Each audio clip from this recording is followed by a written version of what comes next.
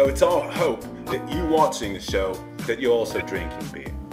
Yeah, it's no fun watching if you're not drinking beer. It kind of goes against our whole theme there, really, you know? Yeah, and on with the theme. What we're hoping to do is not just drink beer. Of course, drinking beer is great, but we want to babble. I think we're doing a good job of babbling already. Yeah, how many minutes babbling we got already? That's probably a few babbling minutes in the can right there, huh? Yeah, it's true. And it's not the easiest thing, babbling. I think we've been at it about 8 minutes, perhaps, I don't know. A lot of babbling. And we don't just want to babble on, although that is our slogan, babble on, but we want to talk about important things that everybody's talking about. And Joe, you had an idea before we started the show today. What was it? I did, yeah. Something I heard not too long ago, maybe a month or two. Something called the Slutwalk. The sluts there. Slutwalk. Slutwalk, yeah. I'm not really clear on the whole thing. I'm sure you could Google it and find out a little more. But something happened in Canada. A woman was raped, and a police commissioner said she shouldn't have worn those clothes and dressed like a slut. So it's kind of her fault that she got raped. So then a lot of people didn't like that comment, and so they organized something called the Slutwalk, where a bunch of women marched in scantily clothes, and some people just had tape around a private store. So yeah, and that was, I guess, to protest that it's okay to be a slut. I mean, I missed out on that whole bit, mate, about, you know, this whole thing in Canada.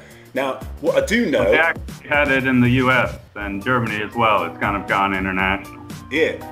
On January 24, 2011, Constable Michael Sanguinetti spoke on crime prevention. And he said women should avoid dressing like sluts in order not to be victimized. Now, what the hell is dressing like a slut? I mean, what is that exactly? I'm sure we could find pictures on the internet as well. If you put in slut, you'll find some nice images, I imagine. All right. Here are a few. It's a touchy subject, I think, you know? Yeah. I've got a few slut pictures in front of me now. I'll share those with you folks right here. All right. Now, in my opinion does matter because I am a person. I'm a citizen. And I personally think that women should dress as slutty as possible all the time. I mean, that's what I think. Cheers, man. Cheers. That's a true beer drinking remark right there, Joe.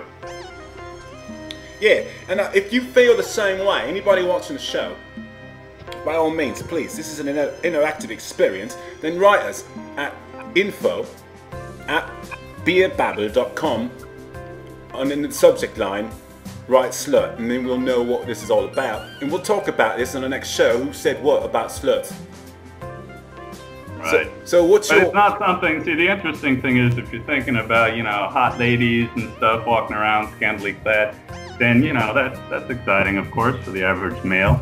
But then when you think, would you want your mother taking part in something like that, or your daughter, or your, you know, grandkids, if you got them, you know, then it's a different story. So you kind of got to wonder. And out of all the things to protest in this world, all the injustices in the world, is really dressing like a slut something that we want to put our energy and efforts into? No, I mean, actually, I would hope that I put my energy and my effort into getting one of these sluts. Exactly, yeah, you're going the other way on that. You're unpoliticizing it, man. It's just all about the poo-tang. Yeah, it's about being free to do what the fuck you want, mate. You know what I mean? I do know what you mean.